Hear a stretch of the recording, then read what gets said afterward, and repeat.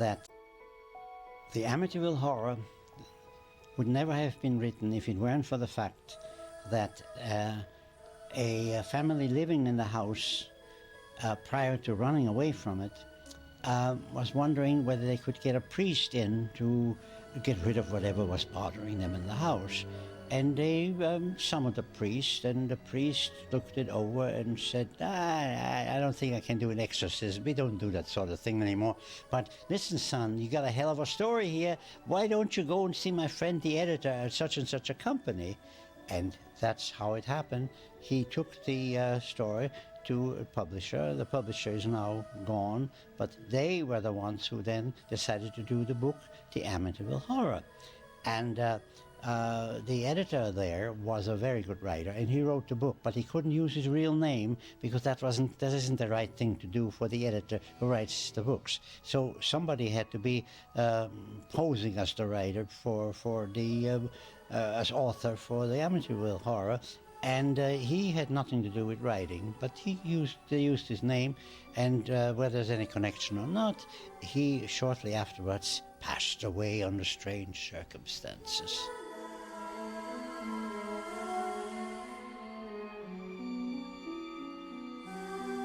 Now, the house that you see in this very interesting film is actually located in southern New Jersey. But as it is in Hollywood, you find a place that looks like what it ought to look. Whether it looks like it or not is not important. The actual house is much simpler than this. But there's a certain similarity, not much of it, but there's a certain similarity. And it was more convenient to shoot it in southern New Jersey. This is Hollywood. They do find locations wherever they think they ought to be, not necessarily where they are. After all, it's not a documentary.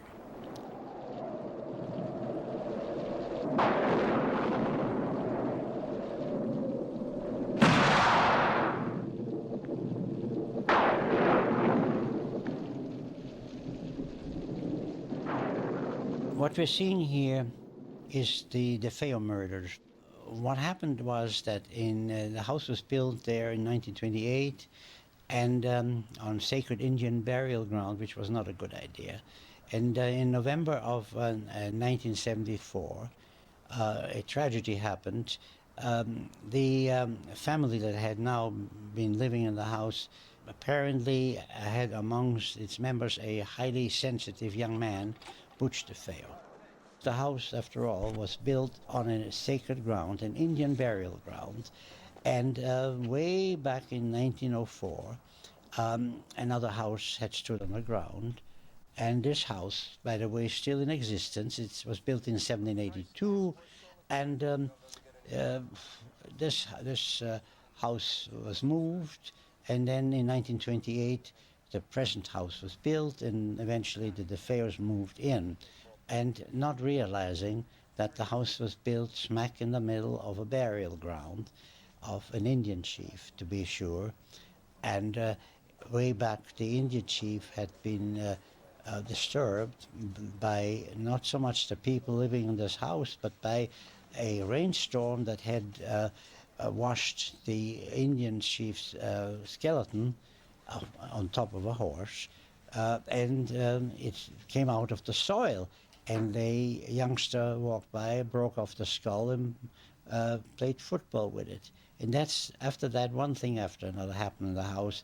People got divorced when they were perfectly happy. People just moved out shortly after they moved in. But it wasn't until the Lutzes moved in, because it was such a bargain after all, the house, that it got to the point where they could no longer stand it. Because obviously, if, as I am convinced, the spirit, and not the ghost, the spirit of the Indian chief was trying to get rid of them. This was his land. Never mind the house. This was his land. This is a sacred ground. Nobody had a right to live on this land. And so he would do anything in his power to chase them away, and the only way that would work by frightening them. And he frightened them. There were things that the Lutzes had not much knowledge of, poltergeist phenomena, noisy footsteps, banging on the wall, those things really happened, and finally they couldn't take it anymore. And in the dead of night, they decided to quit the scene, and they ran out in the middle of the night and never came back. There's nothing like it on the market. Originally, there was a house there built in 1782, a wooden house, modest house. And in researching what happened there, I discovered that over the years, people complained about strange goings on in the house, phenomena that footsteps and noises and so on, but things that frightened people over the years, and people would move out very rapidly after a month. A couple that was very happy all of a sudden started quarreling with each other and divorcing each other. There was something in the atmosphere of the first house that was on the spot that was definitely not normal. Now, when the house was moved, because the people who lived in it at the time didn't want to be disturbed anymore, and they liked their house. So they moved the house to another place in Amityville, where it still is. It has not had any disturbances whatsoever since it was moved to the new location. And now we had an empty lot. The lot was empty for a while, and nothing much happened. But in 1928, somebody bought the lot and decided to build another house. The house was built in 1928, and there were a number of tenants before the DeFeos, but they all complained about some strange noises, and they didn't feel very happy in it. Otherwise, so many tenants wouldn't have come and gone. And in the end, the DeFeos moved in, the couple and 4 children, 2 boys and 2 girls. And of course, the phenomenon continued for the DeFeos. Now, they were Roman Catholic, and the father believed that if he planted some lilies, believe it or not, some lilies, and put some saints, some figures of saints in the garden, that would sort of clean the house from whatever was there. I don't know why he thought so. It didn't do a damn bit of good, but he said so, that it might help. But instead of that, the statues were broken, and the plants were torn out of the soil by unseen hands. It didn't go down well with Senior DeFeo, but he liked the house and he stayed. And then, of course, Junior got into the story, and Junior was a very volatile young man. Was he on drugs or not? We don't know. There have been allegations that he was. But he was extremely high-strung.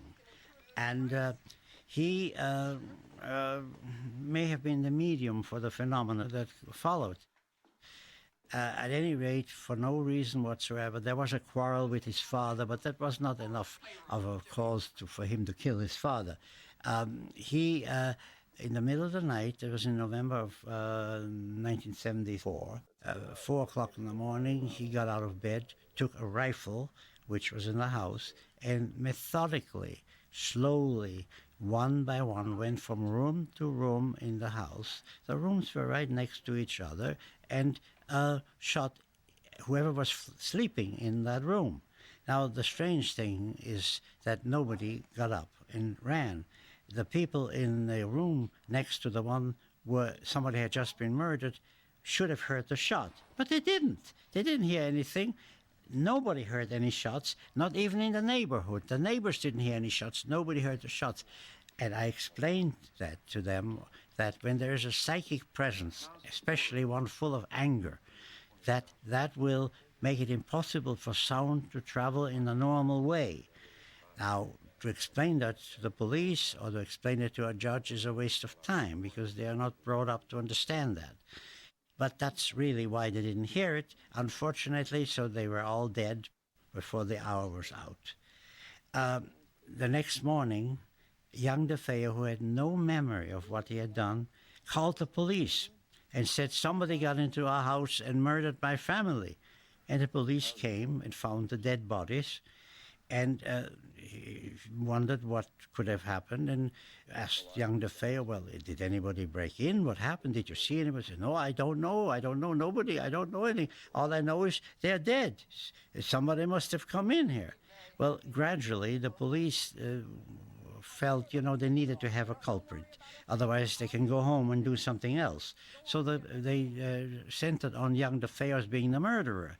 And the young man said, I don't remember doing it. Why should I kill my family?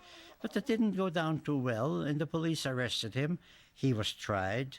He had very good lawyer, Mr. Weber, and the lawyer wanted to have him exonerated on grounds of insanity, so they brought in two psychiatrists who talked to the young man and determined that he was not insane after all, which is the truth. He wasn't insane. What really happened was, and that only came out gradually, that the new house was built on the same Indian burial ground on which the first house stood. So it was not a good idea to build houses on Indian burial grounds. And then, as I started to research this, I heard the fact that in 1904, during a rainstorm, the land, which was wide open, was filled with water, and the water exposed a skeleton of an Indian chief on a horse. And a kid came along, broke off the skull, and that's when the things had started, and ever since. So the land was the culprit, not the house. The house, of course, was moved, and was quiet ever since where it was moved to.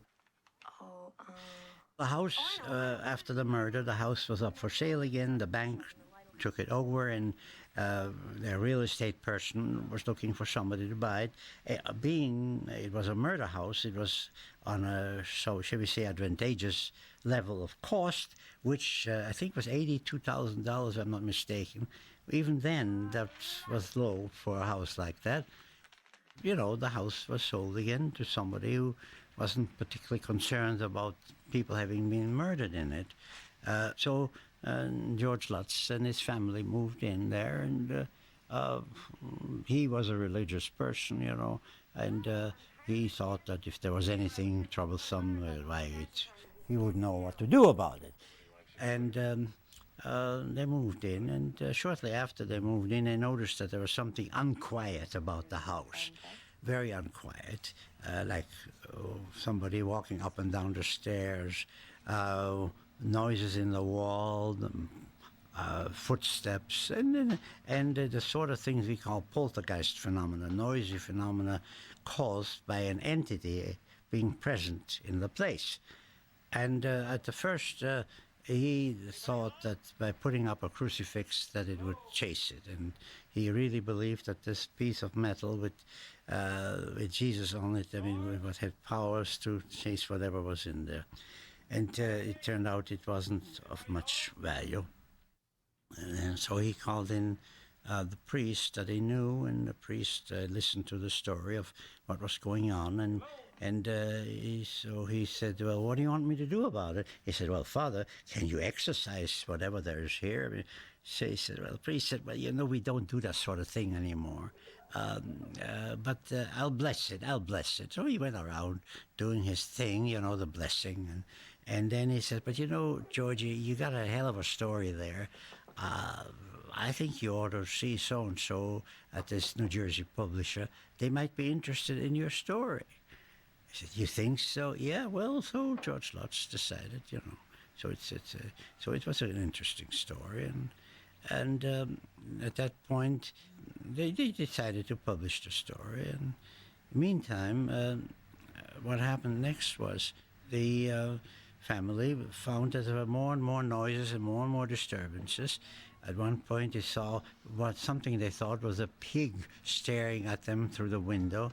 It was probably a cat, but they thought this was something demonic already. Now they began to think in those terms, and they decided that this wasn't as comfortable as they had hoped it was. And having now heard about, of course, the murders, this doesn't help anymore.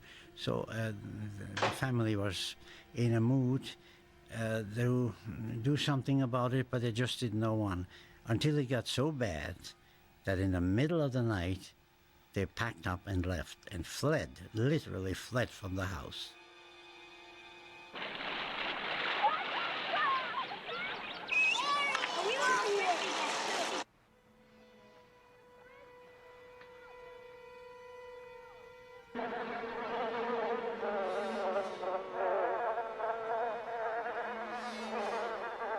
The priest was called in, and trying to exorcise the phenomena. But they're trying to show that he goes through the motion of blessing the house, exorcising whatever is there, putting on the usual implements that a priest has for this sort of thing.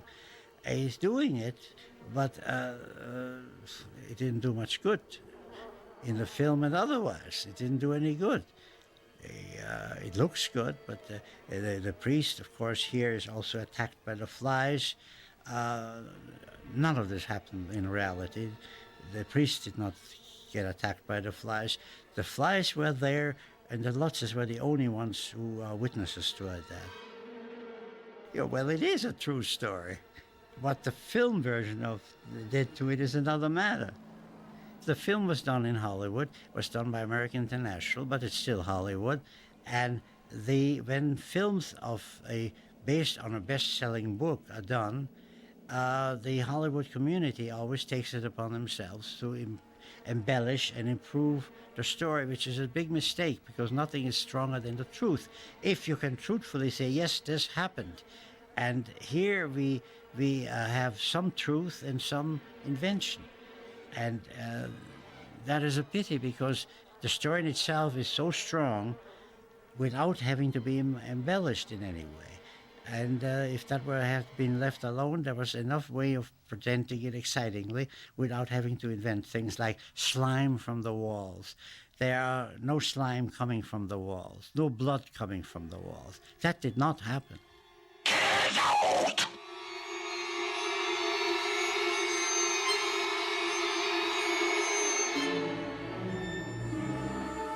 It's not a haunting. It actually is a disturbance. Hauntings have to do with ghosts. There are no ghosts in this house then and now because the land is what is the troublesome part. The house without the land wouldn't be anything. But the land is where the person buried in that land doesn't want anybody to stand or be present. It's a sacred ground. So it's the land, not the house. There's no hauntings. The murdered people, the 6 DeFeo people, not a single bit of evidence has come through in all those years of anybody seeing their spirits or their ghosts. Not a single piece of evidence. So there's no haunting from where one would expect it. Instead, what we have is a sacred ground, a disturbed Indian chief who resents anybody being present on his land. That's all it is, no more and no less. And the phenomena that occurred have only one purpose, to get rid of the people on his land. Never mind the house. The house is where they are, so you got to disturb them in the house. But it's the land that is the center of all this, not the house. The Lutzes, who are presented here far more glamorously than they are in real life, to be perfectly honest. There's a superimposed romantic story, which really didn't matter in this real story because they had been married and had children and all that. But that's Hollywood. And the problem was here that they felt unwanted, and after a while they realized there's something there that wanted them to get the hell out of there. And calling in the priest was one thing, and then, as you know, later it didn't do much good. And when after the book was published and the film came out, all kinds of people wanted to do something, helping them. People come out of the woodworks who really have no academic qualifications, but they'd like to get in on the act. I was the first one to be called to the house after the Lutzes had fled in the middle of the night. And I brought Ethel Myers, a deep trance medium. We established the Indian presence, and that was that. And that the young man was the medium to whom this was happening. After I had been there, I started my research and I discovered about the second house that had been on the spot. I also found out that the people in that house, when it was on that land, also had difficulties with it. And one thing and another put together that this was obviously the land because the house had been moved. So it had to be the land because it was still going on, very much so. And I did not try to do anything more than that except to do what I could to establish what the cause of it was. And the problem was that also got into the newspapers, and several people uh, decided they wanted to be in on it. And the trouble also was with things like this, the bank is in no position, the lawyers in no position to judge whether they were qualified or not. Among people who volunteered services were a group called the Warrens. He is an artist. She is a psychic reader from Brooklyn. They are already convinced that this has to be demonic, that it has to do with the devil. Now, of course, I know there is no devil, and the demonic also is a word that has been misinterpreted. Demonic means something with a demon. Well, daimon in Greek means spirit. It has no connotations of evil whatsoever. It's just daimon is spirit, anything with spirits. And so they were looking for something that wasn't in the house. And then another gentleman who was, I believe, a shoe salesman originally, I met on a flight from Chicago, who asked me, please take me to that house in Amityville. And I'm sure I want to help. I said, well, I'm sorry, but we can't do this because I am responsible to the bank and to the attorney, and I cannot bring interested people there just for sightseeing. And he was kind of annoyed and decided to go on the air on radio and announce the whole thing as a hoax, that this was concocted just as a hoax to get tourists to come. I mean, none of this was true. And at this point, we made a documentary, a true documentary, with all the witnesses. I'll take you upstairs. Somebody who had read my many books and knew that I was interested in psychic phenomena and ghosts and hauntings, and thought I ought to know about it. And, well, I called the people in charge of this, and I said, well, what's going on there now? And he said, well, the house, is where the DeFeo murder took place, and so would you like to have any help to have it investigated? And I went out there with Ethel Johnson Myers, and she said, without knowing where she was, by the way, she had no idea. She knew she was in Amityville, but she was a voice teacher who was also a medium. She didn't know anything about it. And she said, there's an Indian here. Just when walking in, there's an Indian here. And I said, an Indian? Yeah, sure. I had with me another woman, a psychic photographer. That is a sensitivity where somebody who can use a Polaroid camera will get something on camera that the naked eye won't see. And the result was that I have some pictures showing me interrogating the medium, and superimposed on me is the white figure of a man. The Indian was trying to get through himself. And that's when all this started about the Indian chief. And what was one to do? She said, well, I don't know. We can't exorcise him, but this is what is wrong here. This is what's wrong with the house.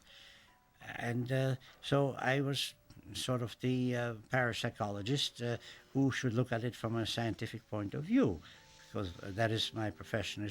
I'm an author, but I'm primarily a professor of parapsychology, and I've had haunted houses before, but this was not a haunted house in the true sense, because what happened here was the young man, Butch DeFeo, who shot his family, was possessed by the Indian chief who made him shoot the family. I went up to Dannemore prison after he had been sentenced to life in prison 6 times over. And it was difficult enough because the Indian prevented me from putting him under completely. Finally, I succeeded. And, well, when the person doesn't relax sufficiently to be interrogated, you use hypnosis to relax them completely. And I did this with great difficulty because I saw that the Indian was still there preventing it.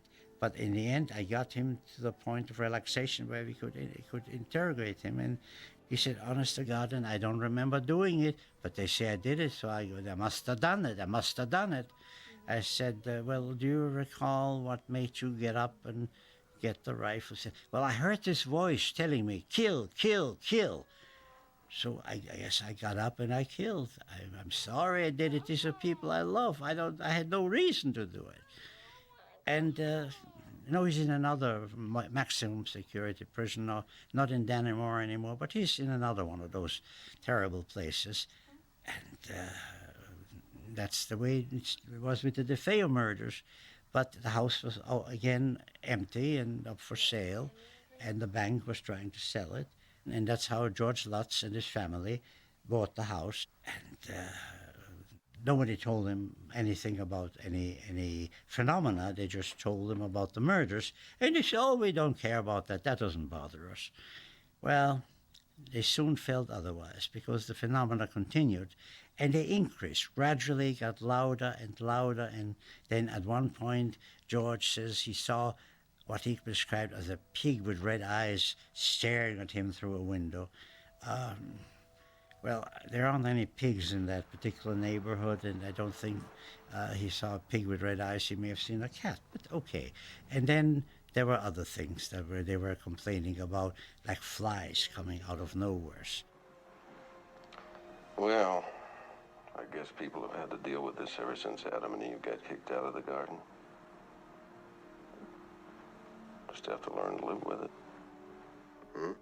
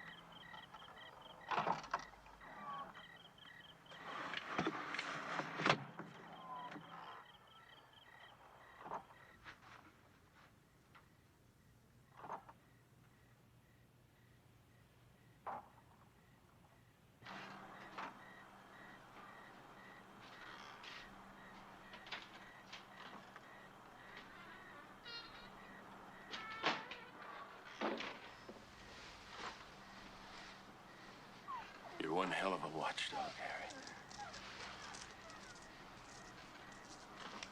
Come on, boy. Come on.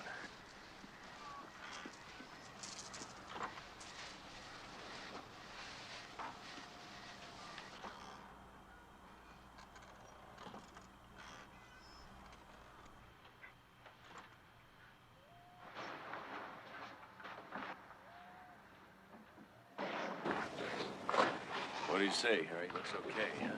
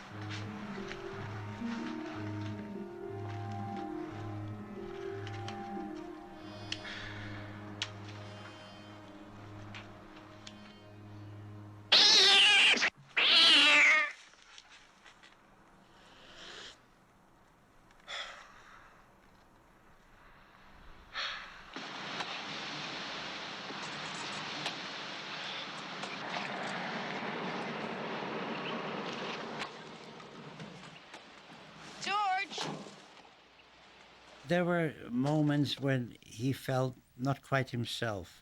I mean, Lutz, he felt disturbed by influences, the influences that would say to him like, get out, and get out. And his benign character turned into kind of an angry man. And she was worried about it, that he changed character, just like the people did in the first house. They changed character, they became hostile to each other. Um, all of which is only for one purpose and one purpose only from the Indian chief's point of view: get off my land. That's all it is.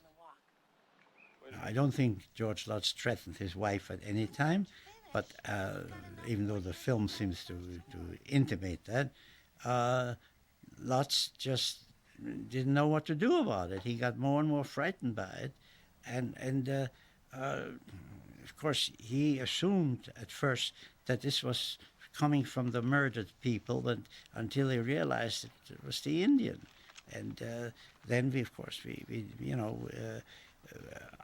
did not dislodge the Indian at any time. The Indian was there. He's there today. As long as there's any house built on that land, or anyone even standing on that land, he will not allow it. That's they take their burial grounds very seriously.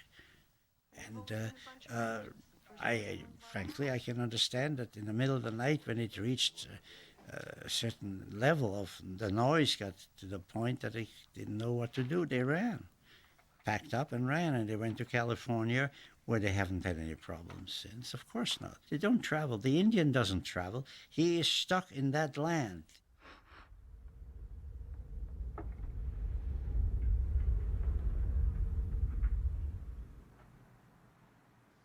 Between the DeFeo murders and the Lutzes leaving in the dead of night, Amityville got a bad reputation. At least so the people of Amityville think.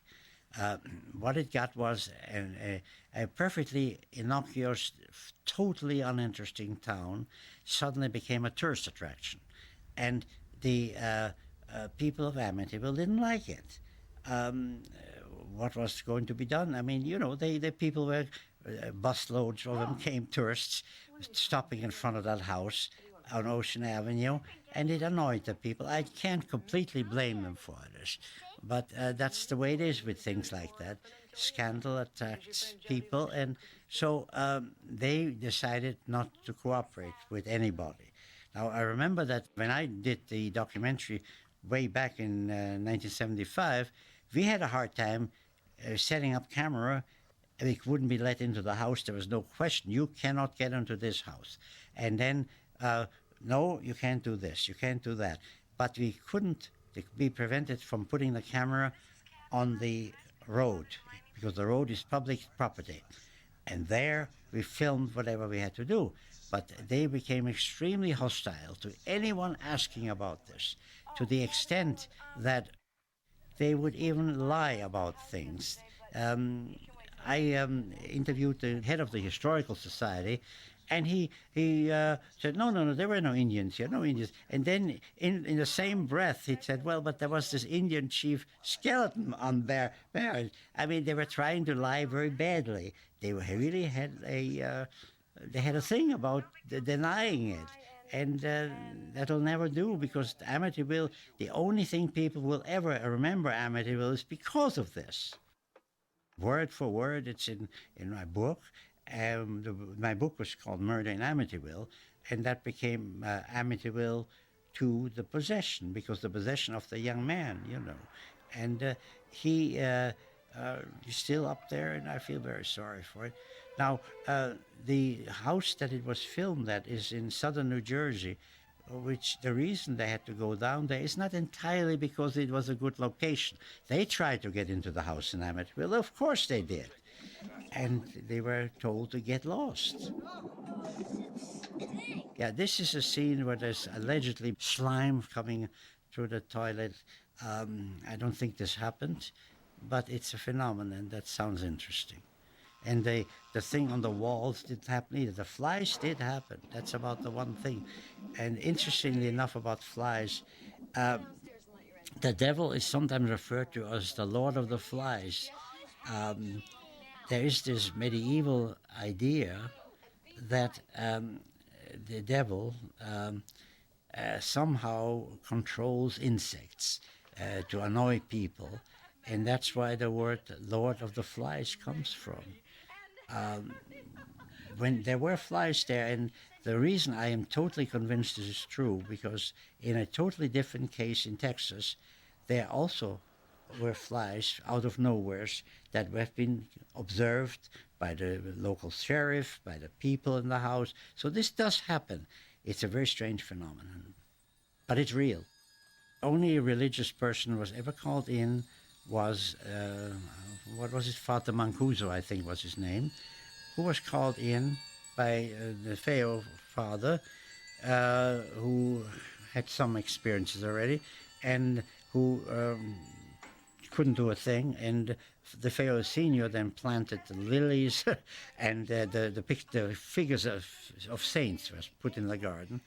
And the second time, when the Lutzes were in the house and the phenomena continued, there he said, look, we don't do exorcism like that. I mean, we need permission from Rome. We have to be passed on this. We don't do that. That's the only time anyone from the church came. There was no nun ever in the house. And no priest or no nun had anything to do with the phenomena. They just did whatever their ritual is and left. First of all, I am totally unimpressed with the fact that a priest can do more than you or I in exorcising a spirit. That's why the film The Exorcist, of course, that is, that is not the true story either. It doesn't work that way. The exorcism is only possible if the person you're exorcising, the spirit you're exorcising, is impressed by the one who does the exorcising because he's a religious person and the priest is a religious person. That's the only time there's going to be any kind of result. But most of the time there is no result. And you and I can do the exorcism just as well. In fact, I've done hundreds of exorcisms myself of where there was possession. And there's a certain way in parapsychology, it's called a rescue circle, in which you address this entity in a certain way, and then you send them packing, and it works. It has nothing to do with religion whatsoever. Religion has, I've said somewhere that if it weren't for the facts of parapsychology, religion wouldn't have a leg to stand on, because they took the facts that are real and which are natural and not supernatural, and used them to support a man-made religious belief, whatever that belief may be. There is no power in the ritual of a priest or a nun in respect to a possessing entity. It just isn't true. If George Lutz had been trained by somebody like me to do what needs to be done, he might have succeeded. But the thing was, the Indian couldn't care less. He wants you off the land. Nothing else will help.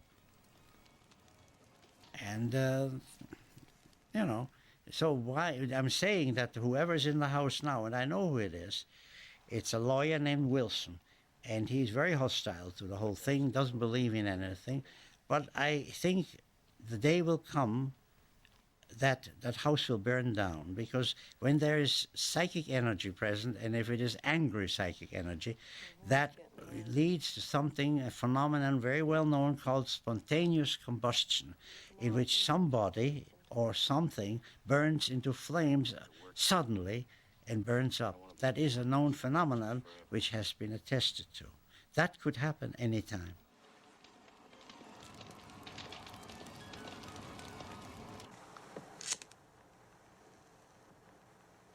I'm sorry. I don't know what the hell's the matter with me. Silly, this happens all the time. Well, not to me, it doesn't. Hey, stop pushing. You don't have to prove anything to me.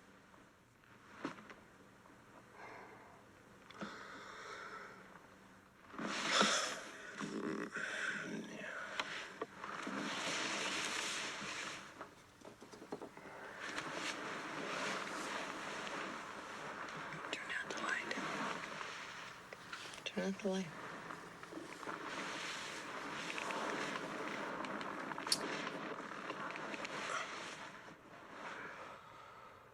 I love you. I love you back. The house where it really happened, the house is quite different. This is an existing house, but a different house. The house in the film is much more elegant, much more on a higher level than the house on Ocean Avenue, which is simple, doesn't have these balconies. There's no balconies. And, but, you know, from the Hollywood point of view, who cares? They figured the public would not see the other house to compare it with, so they don't care. The original house had those eyes, but nothing else. No balcony, no nothing. It was much smaller, much simpler. It was just a simple, small, I think it's called Dutch colonial style. You know, they don't look forever to find a house. The fact is they were refused admission they were chased out of Amityville because the people of Amityville weren't particularly interested in getting more publicity.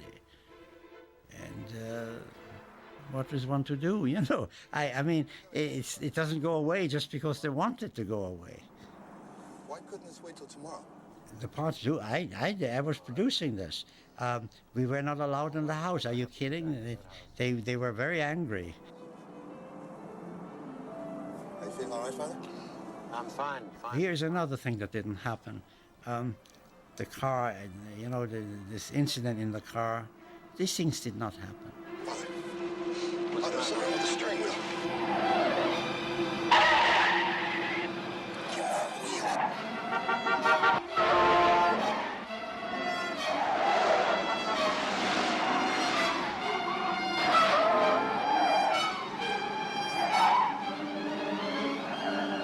What's wrong with this?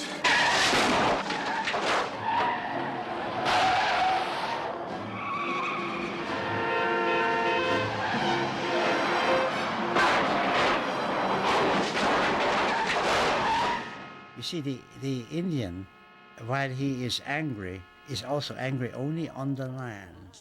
He doesn't travel anywhere. He doesn't leave the land. He is bound to the land where he's buried.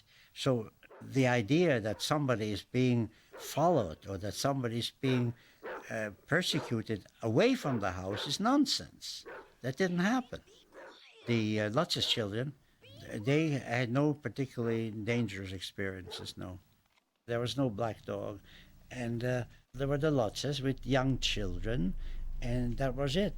And George did not have a fight with his wife, but I think they ran because they were not emotionally qualified to withstand this thing. They had the feeling they had to get out. And whether they heard a voice saying, get out, I think there was some mention that they heard the voice say, get out, which is standard for this sort of thing. When somebody wants you to get out, they tell them, get out. But Butch DeFeo said he was told to kill. And it's possible.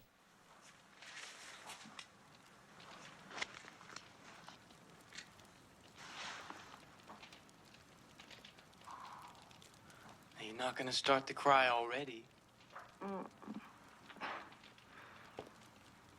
It's just that yesterday I was riding you around on the back of my bike, and now you're getting married. Sure am.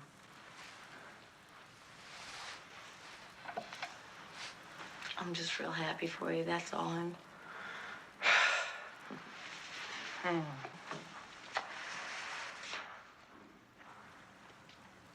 Hey, there he is. George, you look terrible. So she keeps telling me. Oh, it's just some kind of little flu virus going around. Amy's got it, too. It's nothing. Listen, if you're not up to it, I'd understand. Hey, I'm your best man. Come on, let's go. Okay. Mrs. Lutz, am I supposed to give Amy an aspirin or anything? Just give her one before bed, okay? You gonna be okay? I don't know. What's the matter? The money? What money? Money for the caterer. $1,500. I put it in this pocket. Well, it must have fallen out. Come on now. Well, it's not Just here. find it. I'll look under here. Have you checked your pants? Now calm down, Jimmy, calm down. I can't have gotten up and walked away. Well, if you had it here, it's got to be here. What am I gonna do? Oh, I can't believe it. I can't believe it. Will you get those kids off that horn? Jimmy, George, we have to go. We're getting very late, George. What am I gonna do? Well, it's got to be here someplace. We'll just look for it when we get home. What about the caterer? I'll take care of him. I'll write him a check. Oh, sweetie. Okay? I'll get the kids.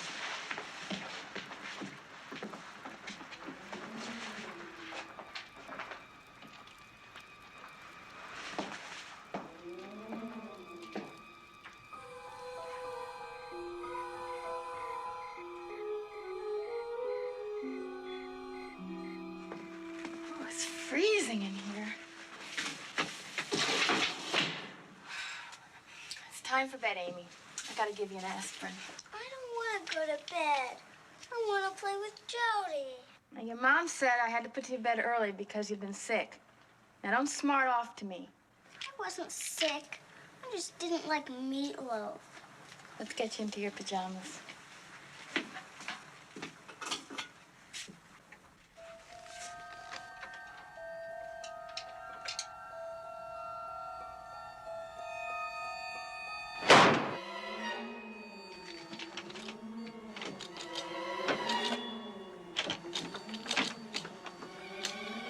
Amy, open the door.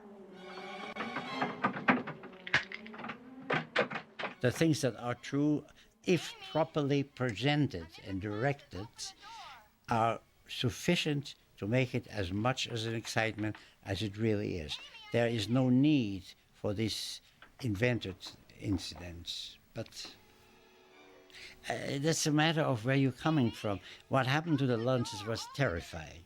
It was truly terrifying, unless you happen to be me, being there with a medium and say what to do about it. But to them, this was all, uncanny. They didn't know what to make. They didn't know, was it the devil? What? But then they have no training to deal with this. And yes, the phenomena, well, if you live in a house and they're alone and all of a sudden somebody bangs at the walls, or suddenly there are footsteps and there's nobody walking, or doors are slapping by themselves, you don't think you'd get scared to hell? Yes, I don't, but they would. See, that's the point.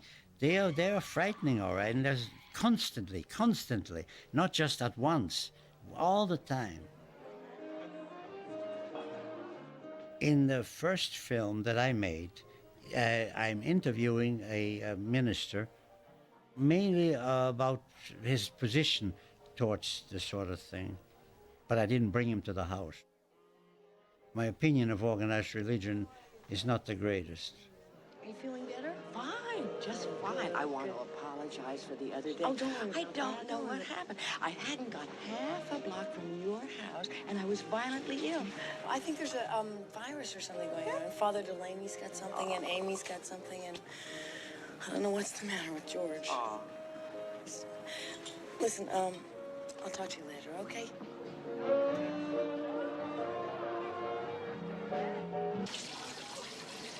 The actor who's playing George Lutz does no more look like him like I look like the Emperor of China.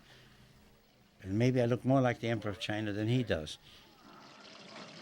The deal was cash, cash. Cash is lost, you got to take a check. I don't like checks. The Lutzes, he was very upset, He was emotionally disturbed to the point that he realized there's something he couldn't deal with anymore. But it was gradual. And I don't like being hassled. I don't know what would have happened if they would have stayed. Now if they would have stayed, who knows? Good enough for you, or even But on the whole, I mean, look, the Indian chief would have not stopped at killing them if they weren't leaving. Obviously, the Lutzes, I don't know which one, probably him, have a degree of sensitivity which the new man does not have. if the person is somewhat psychic, somewhat intuitive to a degree, they are more likely to be a vehicle to be disturbed by what is going on. Now, the man who lives there now, his name is Wilson, who is an attorney, who denies that anything ever happened there, and to him or anyone else, he's in denial. And that's his privilege. He wants nobody near the house, nobody in the house. And at one time, the cousin of the Amityville police chief had the house for a short time, and of course he's also in denial. And the trouble is that I think the publicity about the house as a haunted house is really misleading. It's not a haunted house; it's a house on a cemetery. And unless you get off the land, you cannot exorcise something that's on the land. Very difficult. Maybe an Indian shaman could do something, maybe. The shamans do things, but it's still a religious thing. I don't have too much conviction that this works. But I think that if they had not left in the middle of the night, maybe there would have been something more violent happening between them. I mean, it's possible. Because if he could get the young man to grab the rifle and shoot the family, he can also get, he could do that. Because this is enormous anger, furious. From Indians' point of view, that the cemetery is a very holy thing. And, there are other cemeteries where things have not happened, so, you don't think that the building profession would stop at digging up a cemetery. Yeah. Here, let me see. Let me go get something for them. George yelled at me. Well, you should have opened the door. Jody doesn't like George.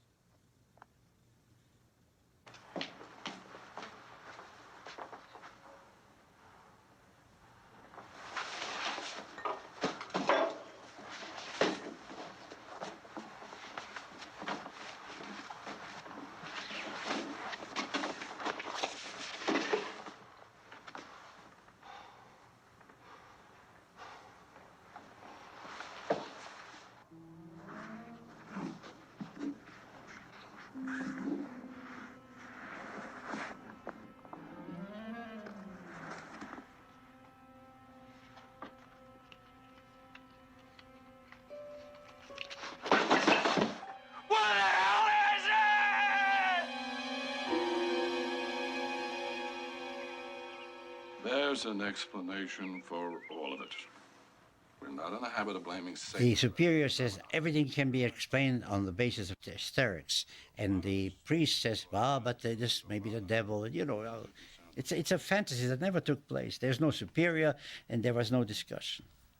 The first priest said, I'll bless it, and if you want to, and that's it. And then the flowers died.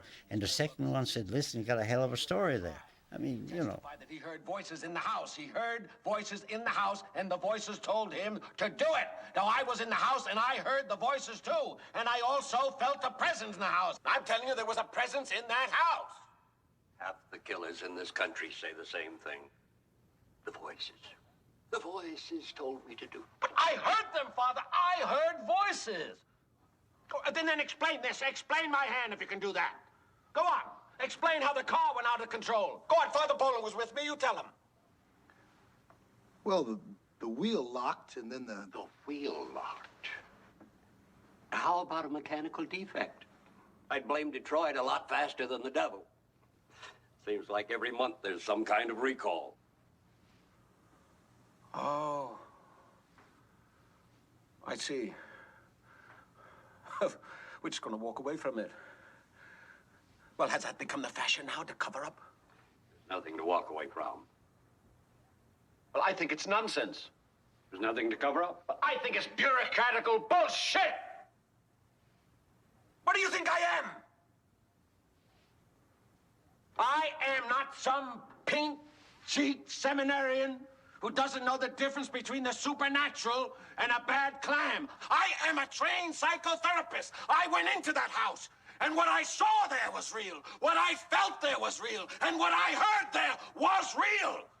Now, gentlemen, I have a family in my parish that's at great risk, and they are facing real danger. Who the hell do you think you are? You think your secular education gives you the right to question the church? Sit down! Sit!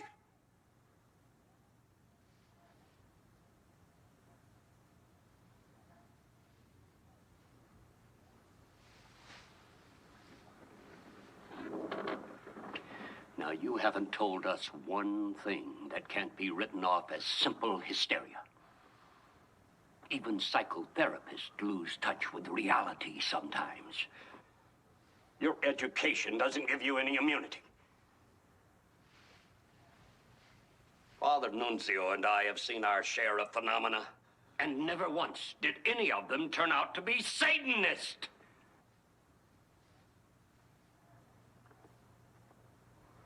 Let's understand each other, Father.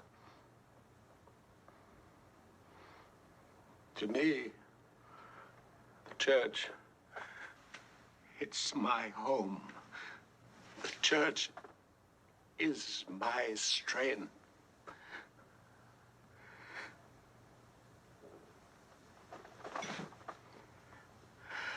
And I need her now. And that family needs her now.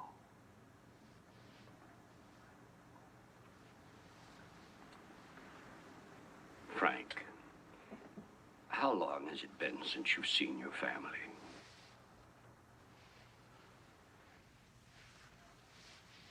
What do you mean? We think you should take a vacation. Good morning, Father. Good day, Father. You could do with a haircut and shave.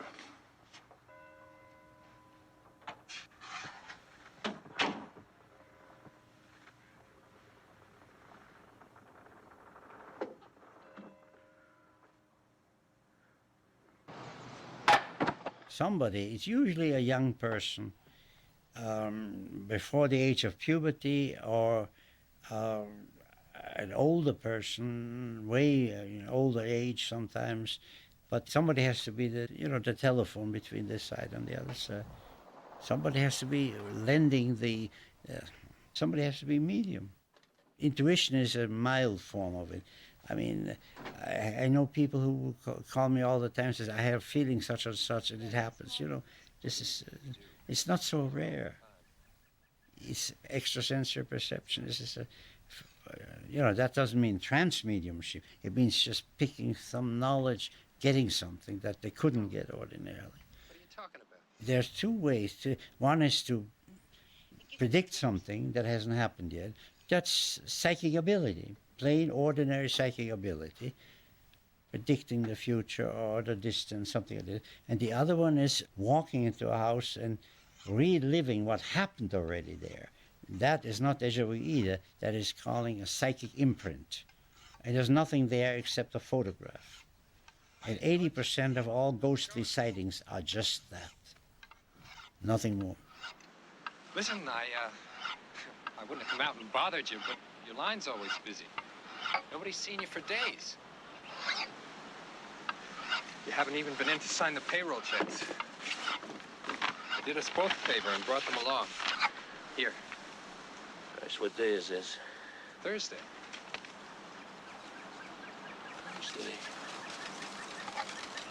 Thursday. I promised the men I'd hand deliver these. Should have been paid yesterday. Some caterer's been screaming that you wrote him a personal check that bounced. I should have covered that. And some guy from the IRS has been calling. Don't you have any good news?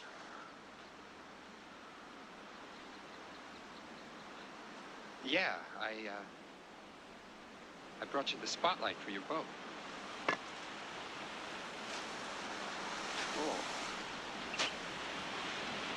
Come on. I'll put it on for you.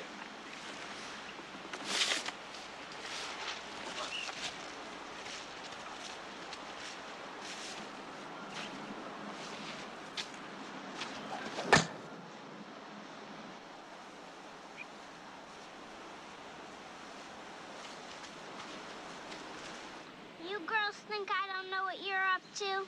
Well, I do. And if I ever catch you again, you're gonna be in big trouble. You girls hear me? Janet, you listening? Now don't be a smartass.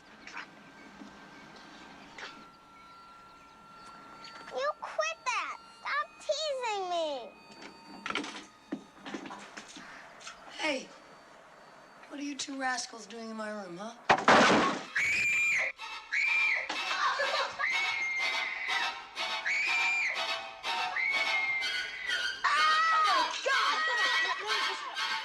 Would you really like to know how I started? I will do it as capsulized as I can. I was in kindergarten in Vienna, Austria, and I was causing a problem by telling ghost stories to the assembled 4-year-olds who were assembling around me while I was pretending to read from an expired streetcar pass of my father's, ghost stories, which the kids told at home, where the parents got very upset and my mother was called in and I had to stop it. That's when it started. At the age of 8, an uncle of mine was very much interested in this, and I found myself always interested in the paranormal, the unusual, and investigating phenomena. That was part of my life.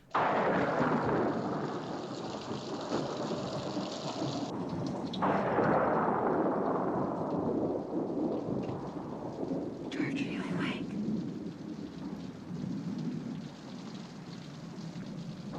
Isn't that kind of strange to know the bones are broken in Greg's hand?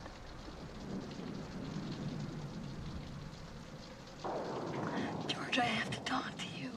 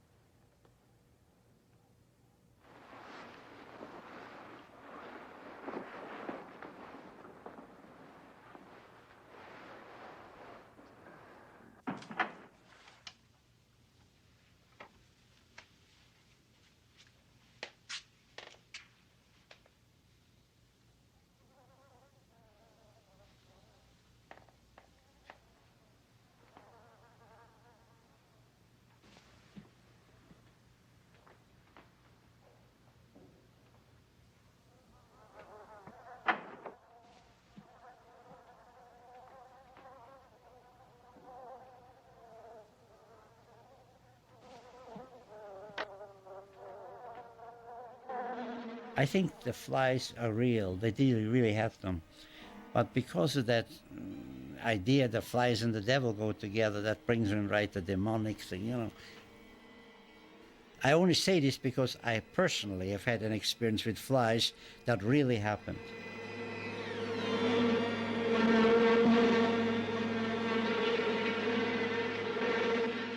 The house got to be very restless when they were there. And I mean, the Lutzes, and eventually they couldn't take it anymore.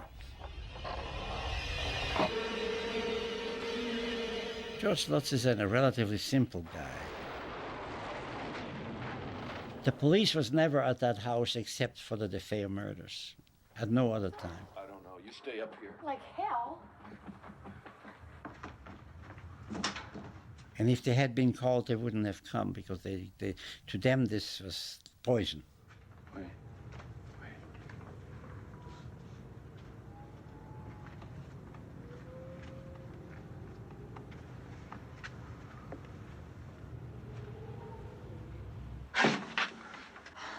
God damn it, don't sneak up on me. You call the police, I'm gonna go check on something. It's okay, sweetie.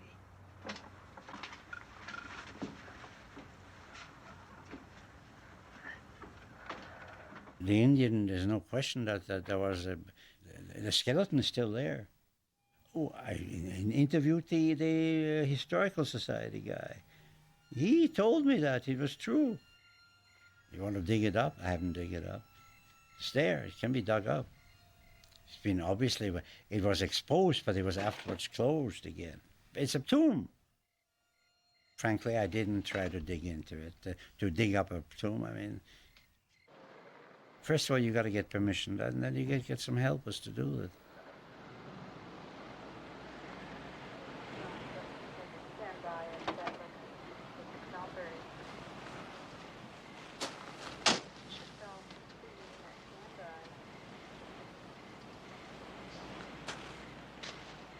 Hey, Sarge, what brings you out? Insomnia.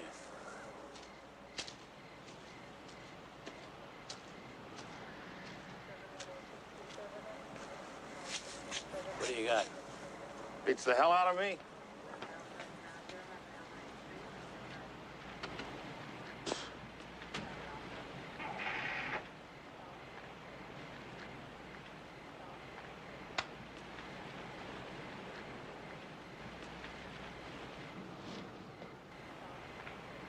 What do you got? This is Mrs. Lutz, Sergeant. Mrs. Lutz? And George Lutz.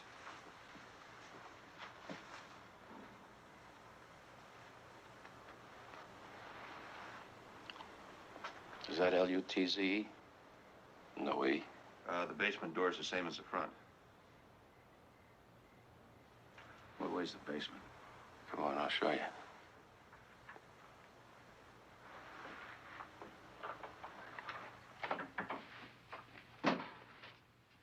And I also don't think that guy should be locked up for life.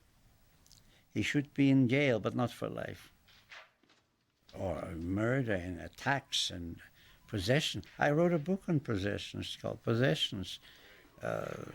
Sure, about exorcisms I did. And possession is relatively common, but it is always possession by one human being of another one, except that one of them is dead most of the time. Not always. Possession is relatively common. It happens, the possessee is a person who either is on drugs, on an alcohol, or an extremely weak-willed person. People have been passed out in bars and suddenly become somebody else.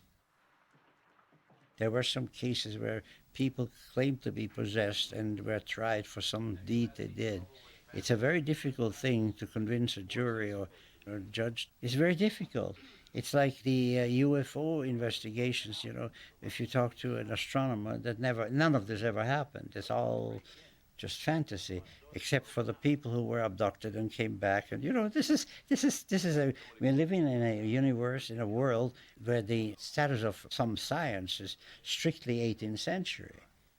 And they don't want to hear anything new. Through the cellar and ran out the front door.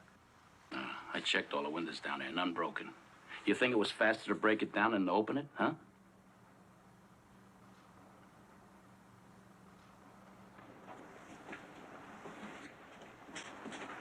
There'll be a tighter watch on your house. You call us if anything happens, okay? Good night. Good night. When I went to the house, I had this psychic photographer with me. She took the pictures, and it shows the figure of a white figure superimposed on me. It also shows wherever the bullets hit in those rooms, there is something around it. The pictures are very interesting. There was no recordings other than what the medium said. We did not hear any sounds.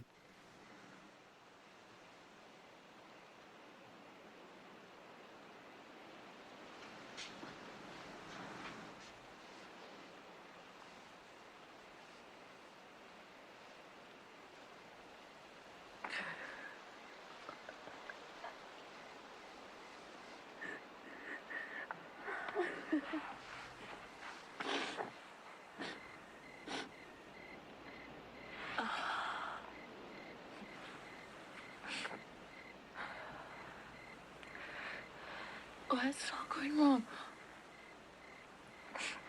We have to do something.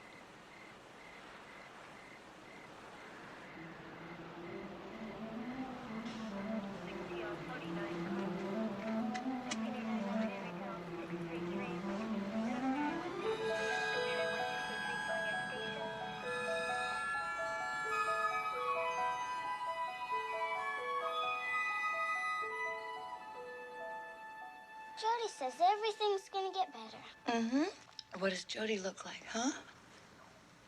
I mean, is Jody big or thin or fat or...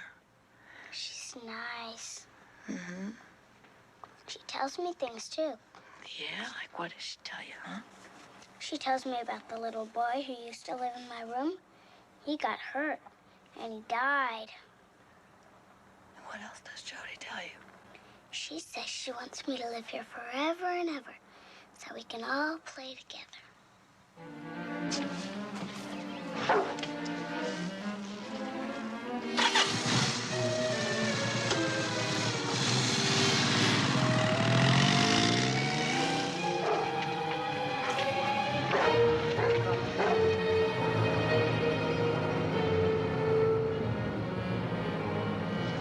Bye, sweeties.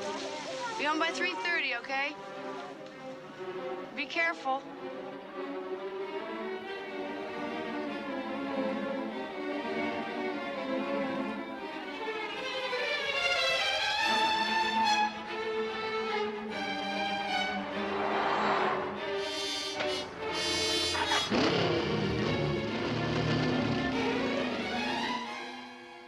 He's going to the library, but not in my books, I'm sure.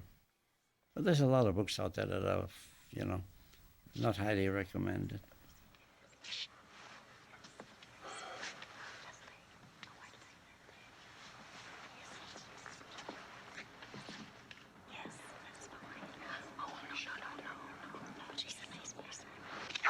It doesn't show us who the author is on this one.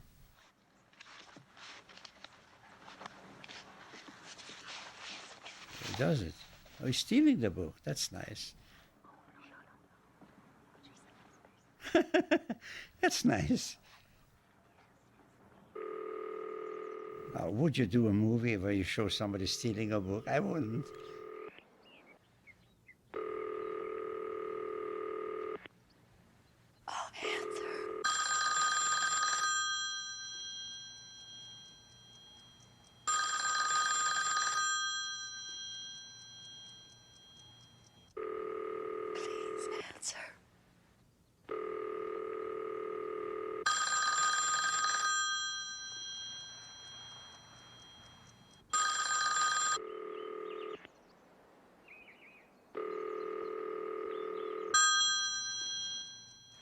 Hello.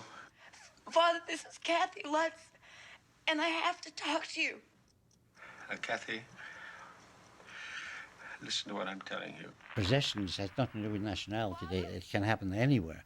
But the devil has nothing to do with it. There are no such things as demons. Father! Whoever dies is still a human being, but an evil human being. One who wants to possess somebody else. Sure, that is very common. But it has nothing to do with religion. First of all, a ghost and a spirit are two different things. A ghost who is a person who's died and has unfinished business or doesn't know he's dead. The cases of a ghost taking revenge on the one who killed him is rare, but there are two cases. One in Manila and the other one in Norway. The one in Norway, who happened at a church in Norway where the abbot, they said the mad abbot, pushed somebody from the gallery, a visitor. And in Manila, the guy who had killed this person went back to where he had done it, and the victim killed him. Those two are tested, I know of. But by and large, there's not much likelihood of it. Hello. Everybody wanted to come over to welcome you to the neighborhood. Ghosts haven't gone anyplace. They're just here.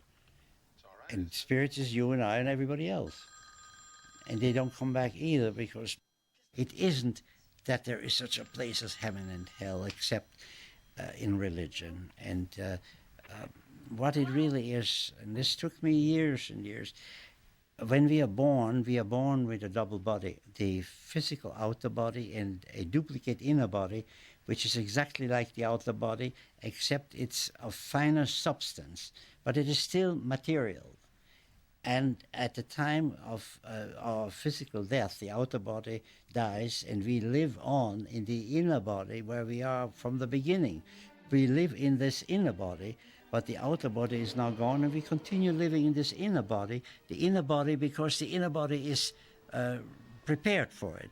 And we are now in a dimension which is not up or down, but which is here too, except it is moving at a different rate of speed. Now, all energy or matter, depending on the pressure, moves at a certain rate of speed. And it's like Swiss cheese. The particles are either further apart or closer together. If they are close together, it becomes dense matter. If they're further apart, it becomes the inner body matter, which is still matter, but in a very fine matter. It's called the etheric matter, or the aura. Sometimes it's called the aura, but it's still material. And when we die from the physical body, we are then in the other body. The only difference between that other world and this one is this, that we cannot get sick anymore because we are no longer in a physical body, and we don't have a sense of time when we are over there. It's called the other side of life. There are no sense of time, the only sense of conditions and states. We know that, but not time like the clock time. Other than that, it is fine, and we can be there forever if you want to, since there's no limitation. However, and this took me, you know how many years to get this? 7 or 8 years. If the person who's passed over now is not happy being in that next door world, it's right here, they want to come back. And I swear to you, those are the terms they all used to me. I said, what do you have to do? Well, this was a survey with some trance mediums, and all them comparing the notes and everything. I said, well, you have to register with the clerk. Those were the words. So you register with the clerk. And there is a line of people who want to be reborn, and they just get online until the clerk finds a couple that is suitable for them to be born into, for an experience that will improve them the next time around. In other words, they have no choice as to the next life. All they can do is, we want to come back. Fine. We will determine, they say, who you will be coming back to, what family, because it has to do with what you did in this life, what you need to develop yourself in the next life. It is completely controlled. The other side is not heaven and hell. There are no girls with goose feathers on the back. There are no guys in red underwear with pitchforks. That's all fantasy, made up by religion to keep the faithful in line. What really is that we have a choice, what we do with opportunities given us in our lifetime, but we don't determine which family will be born into next or where. And I think the other side of life, and I'm the one who invented that term, by the way.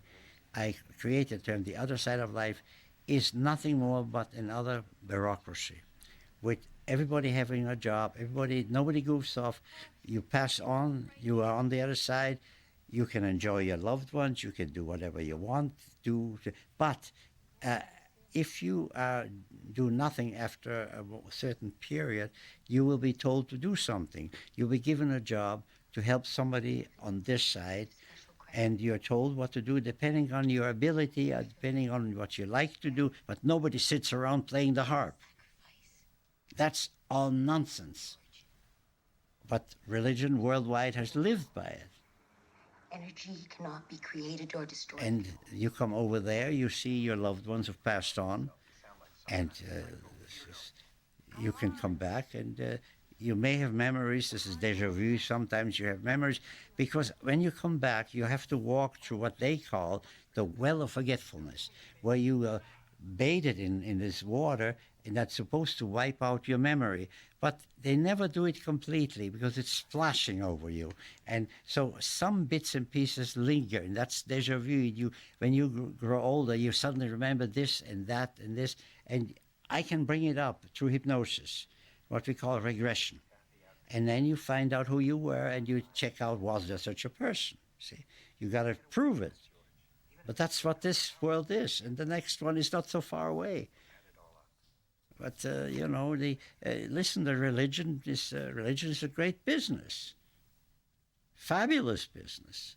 Just think of all the treasures and all the art they own, and all the money that goes into building temples and churches instead of building housing for the poor. Mankind has a lot to learn. But if it's ever going to learn, I don't know. Look, I'll go in and talk to Kathy, and you all come on in a couple of minutes.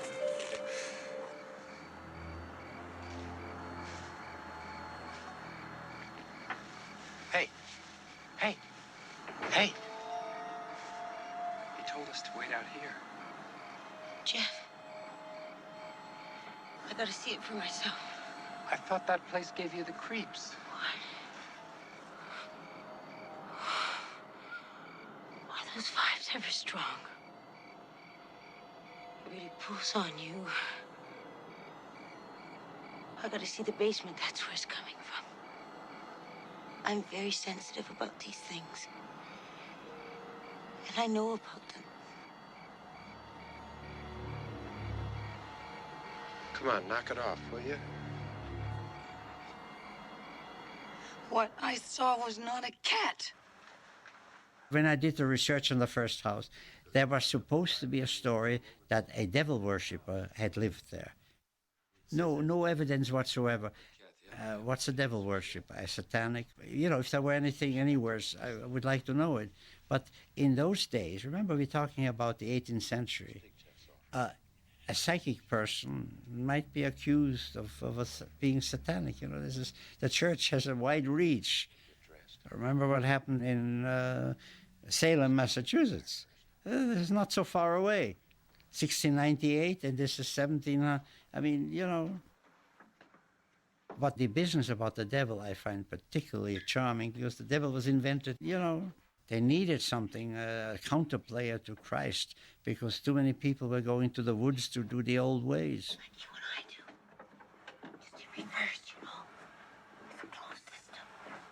Spirit is everyone. We are all spirit when we are born. There's the spirit inside, then the next layer is the etheric body or the aura, and then outside is the physical body, and that's all there is. The difference is that as a spirit, when you pass over, you are free to come and go. As a ghost, you're going no place. You're stuck here, but you are really from there, and therefore you're stuck. You can't move without somebody helping you out.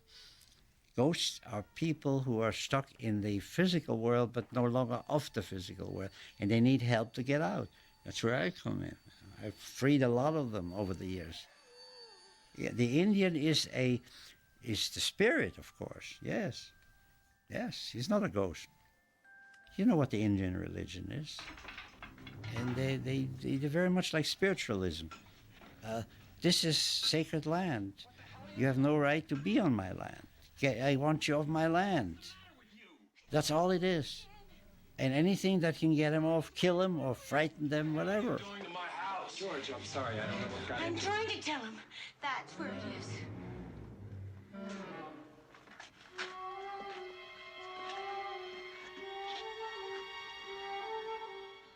I was there to do a job for a specific reason and specific people. And I didn't have a trance medium with me. I had it only once. Yes, I have often thought about it. I should have done it. I can still do it if I have to. I take it this is a medium, like the Warrants or somebody like that.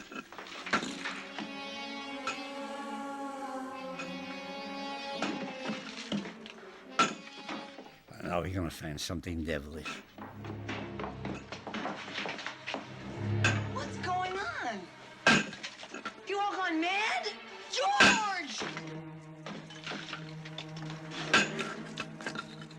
What is that? Somebody was walled up. Oh. Oh, God. This is pure fiction. The Red Room means it's a satanic headquarters.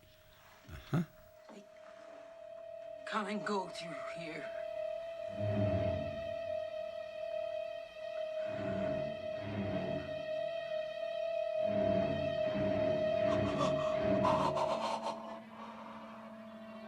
Find a well. Is the passage to hell? Really?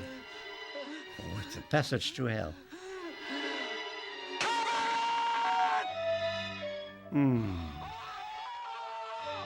That's not fair to the real story. The real story is good enough, interesting enough. Now he hears it too.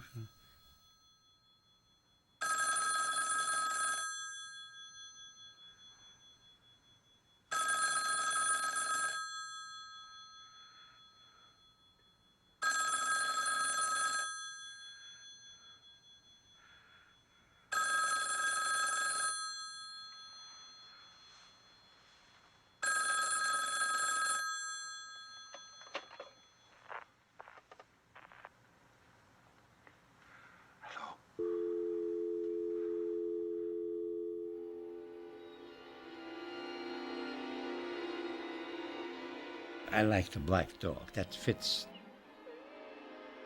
You know, in Faust, the black poodle who follows him home and then turns into the devil. Yeah. George, you heard that voice. You know whose voice that was. I don't hear voices, no.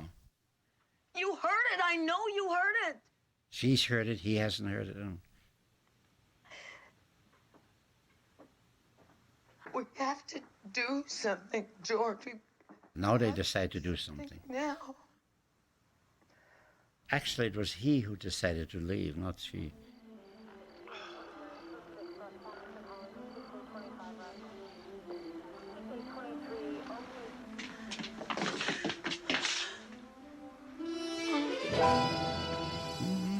That's a baddie. Upside down cross. Actually, that has nothing to do with this black magic. It's Satan. Black magic is doing the rituals of the Catholic Church, but all wrong.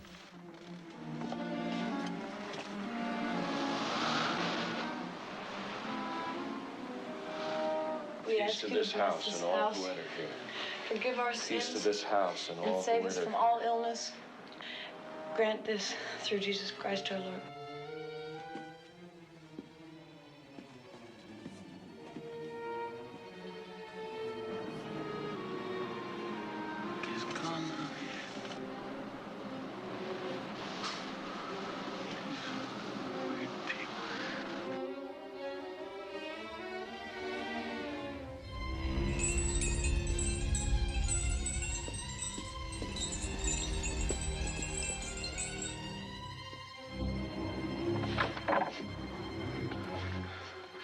She's very pretty, I will say that. Margot Kidder. Robin is a little older now. She's got gray hair.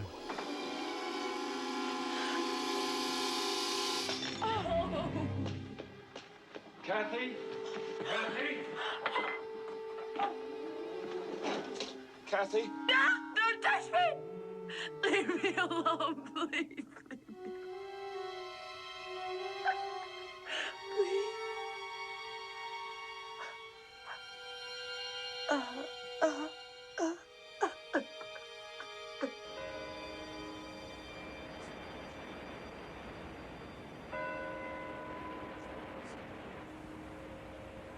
Father, since I've come back from Vietnam, you've had a tremendous influence in my life. I look up to you, I respect you, I admire you. And what is your point?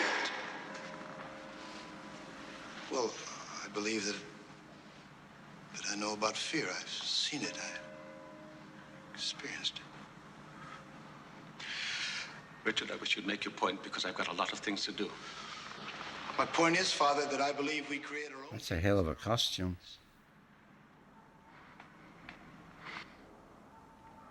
I'm sorry, Father.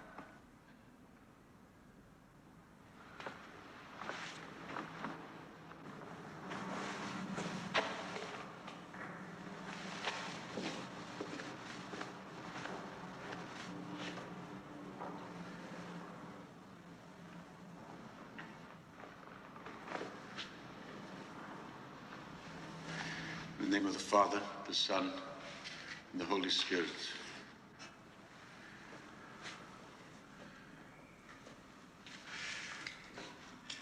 Let us pray.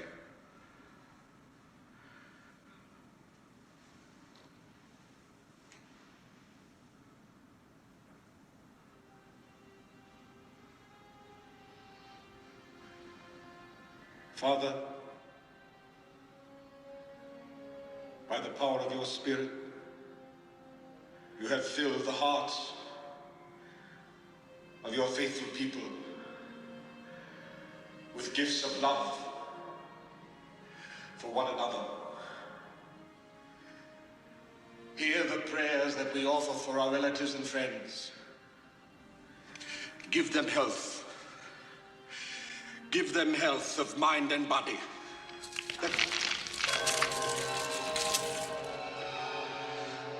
Give them health of mind and body that they may do your will with perfect love.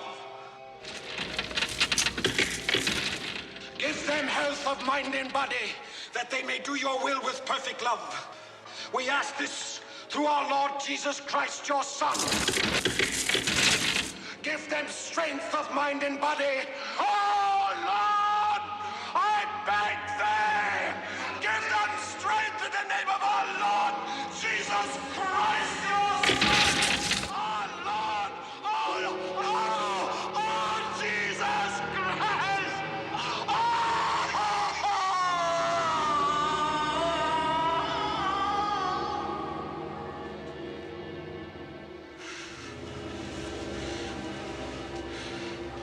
Richard. What is it, Father?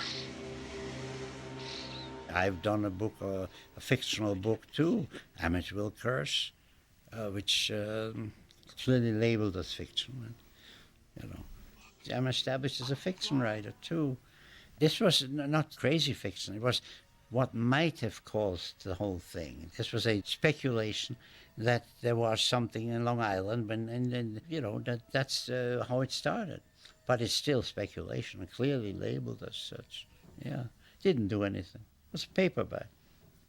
I have been the author of 138 books, published books, that is, about 70 dealing with paranormal phenomena, including hauntings and ghosts and spiritual things, and other books deal with how to develop things. A book on healing, historical books, and I've also written some novels on unusual subjects primarily, and I write screenplays too, and plays. I've been produced playwright, and I always tell people I write everything except big checks. And today I'm very much interested in getting some of the films produced that I've authored, and some of the plays produced, because they are the work the last 10, 15 years, and I've been busy writing books and neglecting those other things, and now I would like to do those things. And maybe television. I'm interested in a TV series, and be active. I mean, work is healthy for you. People who retire don't live as long as people who keep working. That's a fact. I intend to keep working, and I always feel that that's what I'm supposed to do. Yeah.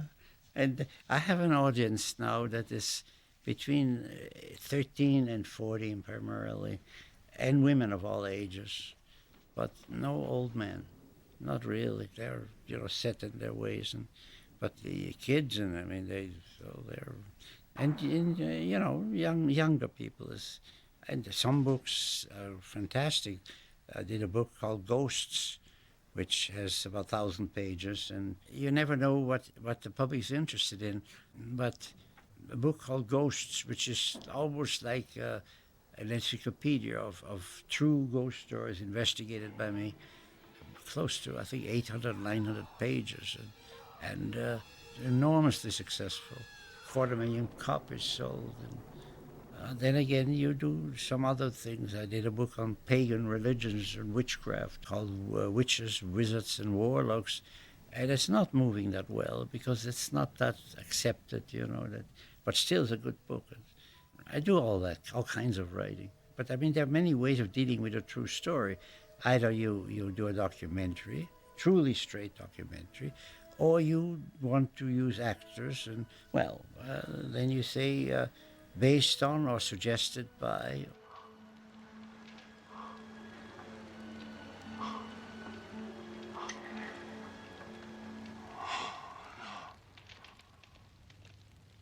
Oh, no. I'm coming apart! Oh, Mother of God, I'm coming apart!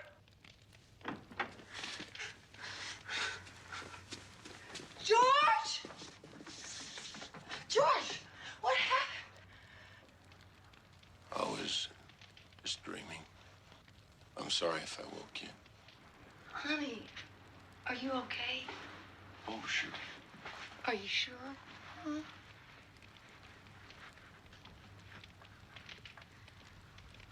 Oh, my God. What happened to your foot? Oh, look. Nothing. I just tripped. Looks like teeth marks. Will you stop nagging at me? It's always so cold in here. Let's get out of here, huh? Let's just pack up our stuff and go. Would you please leave that damn fire alone and listen to me? I'm not going anywhere. You're the one that wanted a house. This is it, so just shut up. You bastard. It's all, I love it. This is Hollywood, you know.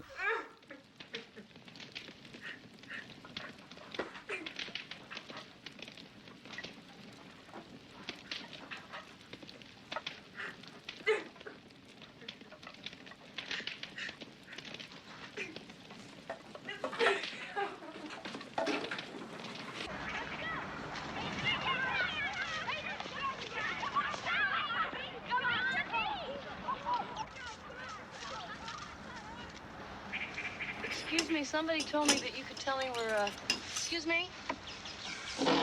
Someone told me that you...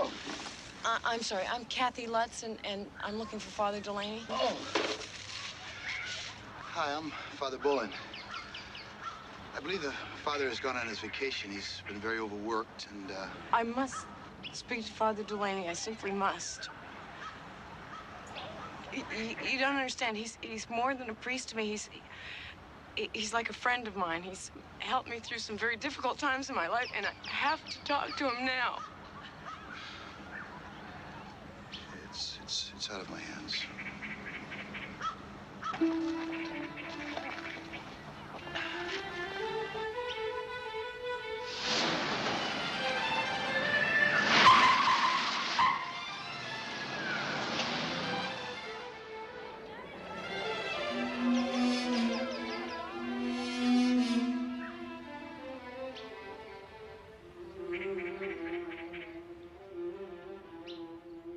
I don't remember that film that well, but I'm amazed of all this fiction that has been added to it.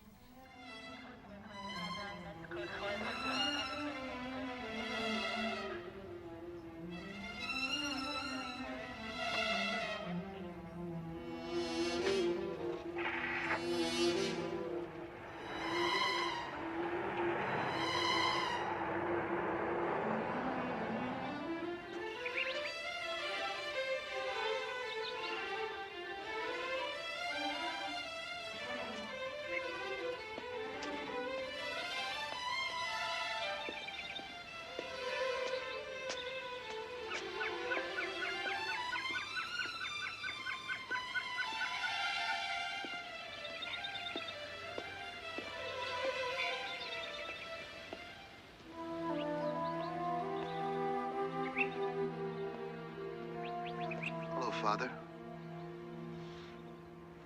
How are you feeling today?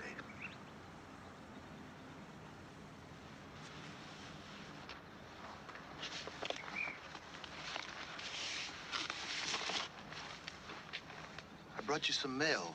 Would you like me to read it?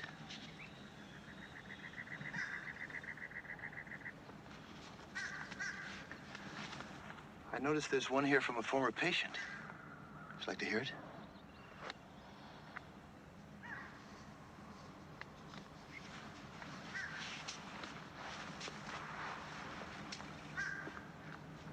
Certainly is beautiful here. Why don't I arrange so we can have our lunch here? Would you like that, Father?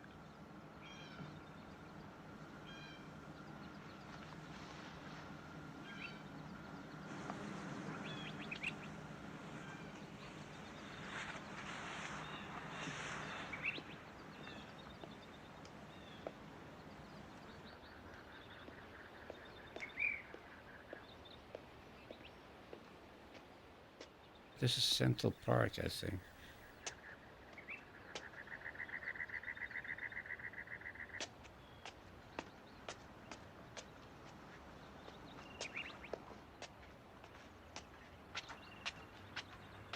Excuse me, Father.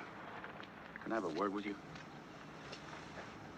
Of course, Sergeant. What can I do for you? Well, I don't really know exactly. You know, maybe just a wild goose chase, but I'm the curious type. Like the man says, it goes with the territory. Sergeant, I have a great deal of work to do. Could you make your point, please? I'd like to know what's happening to Father Delaney. You see, he's an old friend, and I can't get the story right. Well, there's no story to get it right. Maybe I am just chasing shadows. That's supposed to be funny. Maybe I'm chasing ghosts, she says.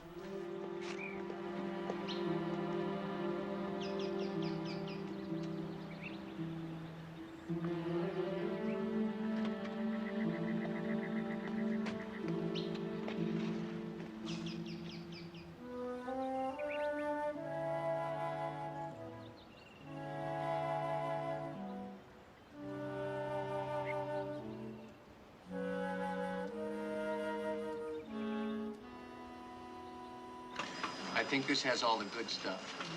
I mean the major coverage. If there's anything else that you need, they want to see, I'll go back there and get it. No, I think this should be fine. Okay, that's what I thought. This is the November 14th issue. That's the day after the murders. Now that crank over there, you turn that crank and that one there? Right there. It advances the film. Fine. Each frame is a whole page. And to get it in focus, you just turn this knob right here. Okay, I've got it. Okay? You all set now? I'm fine, I'm fine. Good.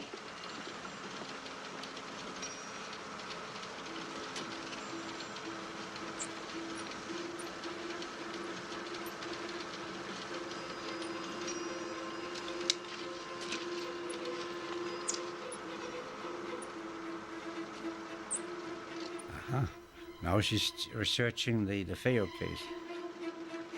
Oh my God. George. Because they have heard voices and DeFeo heard voices, just finding that out.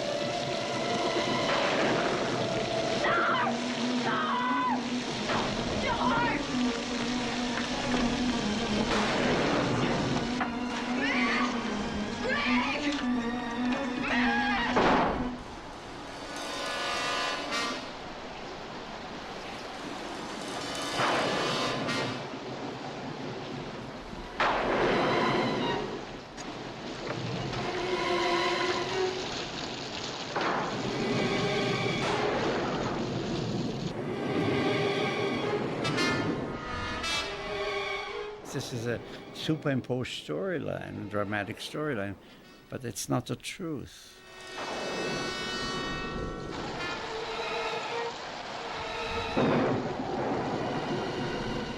Reminds me of, what is that film? Shining.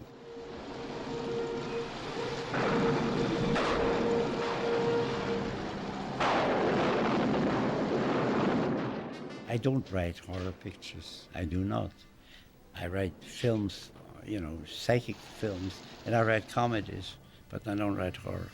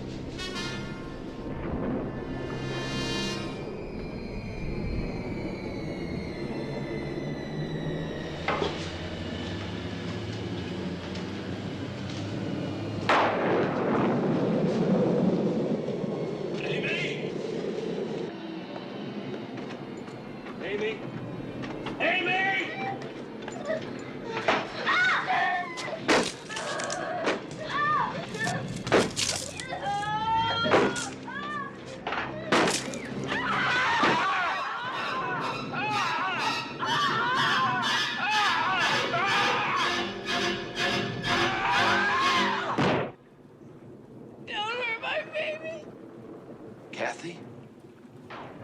Jesus. Oh, Jesus Christ.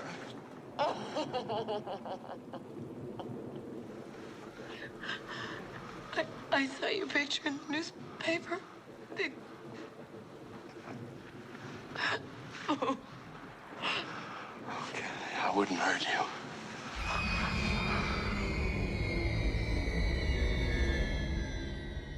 I mean, how should this happen? I mean, this is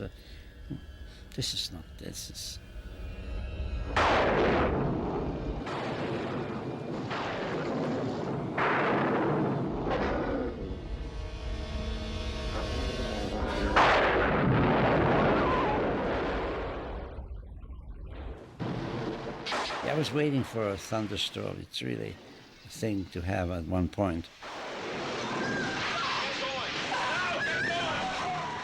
You gotta go during a thunderstorm, you know.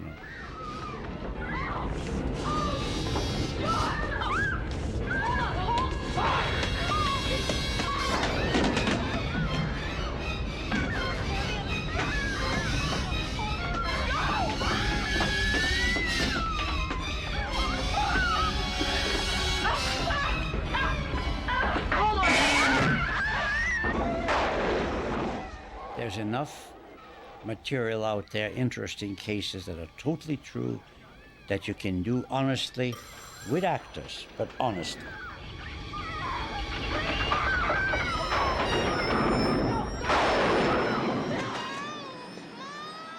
It's amazing what they've grifted it onto it, but this is standard horror film stuff. Yeah. It's such a good story that you don't need to do this. I mean, look, I write fiction too. I write fiction when it's fiction and is labeled as fiction. But when it's non-fiction, you have to be respectful of the facts. Otherwise, don't tell the story.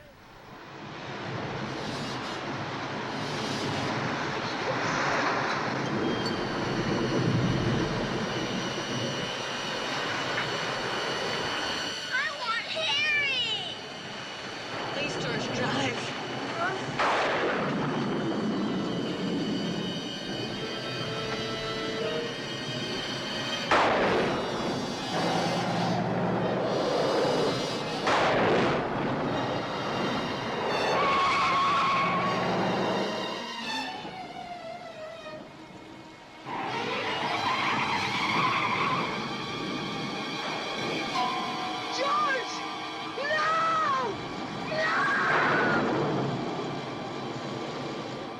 When I came out there to do a documentary in 1975, which was 2 years after the events, I had intended to show an objective investigation of how does the town and the townspeople react to what has happened there, and not being in any way critical of them, just report it the way it was. But they wouldn't do it. They would like to deny it. When I talked to the librarian at first, mentioning, do you know this house on Ocean Avenue? I said, yeah, there's a house on Ocean Avenue.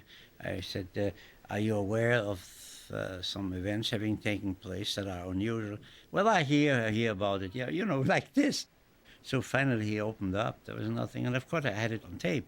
And he, but it's not going to go away by denying it, It's such an uninteresting place. That they ought to be grateful for it,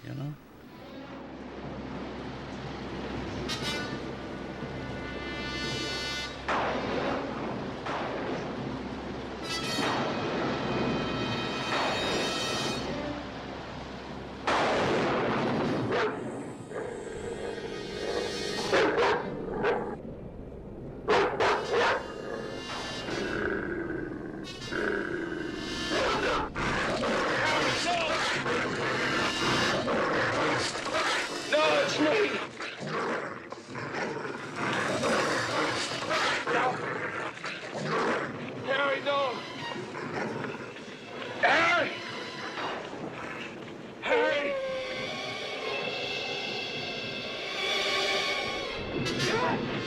Call her! The dog doesn't know what he's being used for, Now, those are the traditional horror film things. Call!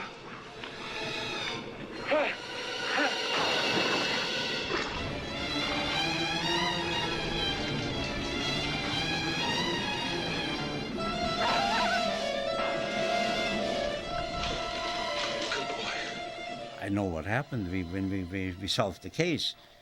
There was a pre-puberty young man in the house, and the mother in an insane asylum. Those energies did it.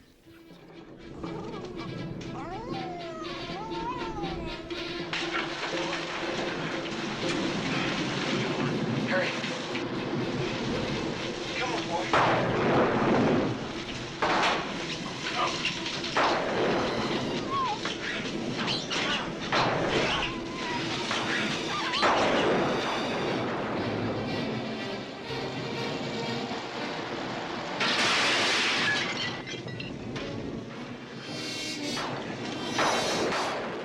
I think they picked this house because of those triangular windows, and that's the only thing they have in common with the real house. But how can you make a movie, call it a true story, and you don't film it at the true house? That's just isn't right.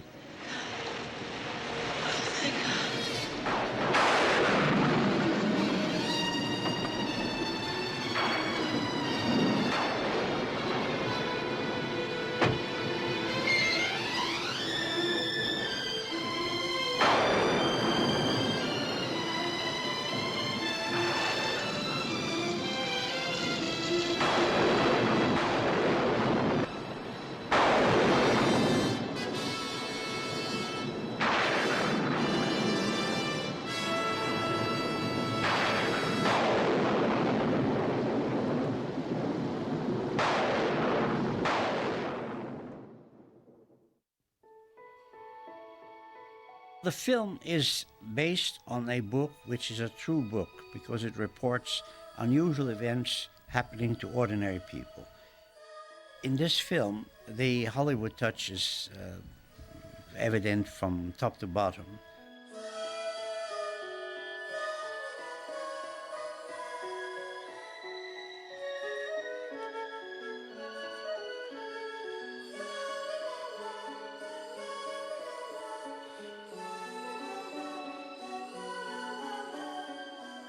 Having been to the house and having made a documentary there 2 years after the matter took place, I have always found the people of Amityville particularly hostile to any inquiry concerning not only what happened at the house in respect to the DeFeo murders, which is bad enough, but the murders occur all the time in various places, but also the fact that the Lutzes came into this house and then left in the middle of the night. That too can happen if it's properly motivated. I think it would be better if the Amityville people would have been cooperative and talked to us about it and said, well, yeah, this is how we feel about it. And they would have been given a chance to speak and say the things. But to sweep it under the carpet and say, no, nothing ever happens here that's unusual. Oh, no, there weren't any Indians here. When there were, and we have ample proof of it, is an attempt of denial, mass denial. Thank you for listening and viewing this very interesting film. I hope I have been of some help from the point of view of a professional parapsychologist and investigator of the paranormal. Phenomena exist, but they're always natural phenomena. There's no such thing as the supernatural that cannot be explained, provided you have a wider knowledge of the phenomena and how they come about. This is Professor Hans Holzer thanking you for listening.